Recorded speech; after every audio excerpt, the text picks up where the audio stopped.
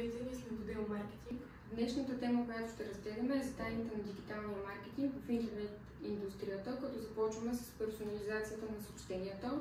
Разработването на маркетингови съобщения е една от най-силните стратегии в дигиталния маркетинг. Персонализирането на съобщения, например като имейл маркетинг, създаването на съответни реклами и динамични сайтове, дава възможност кампанията да ангажира потребителите на индивидуално ниво.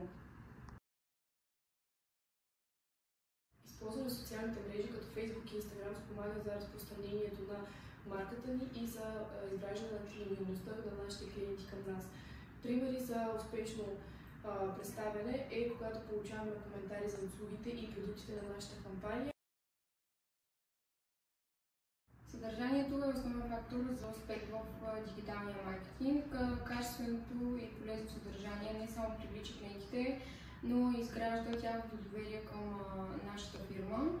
Създаването на полезно съдържание като публикации в блогове, видеоклипове и веб страници може да помогне на аудиторията да разбере за нашите продукти и новости в фирмата.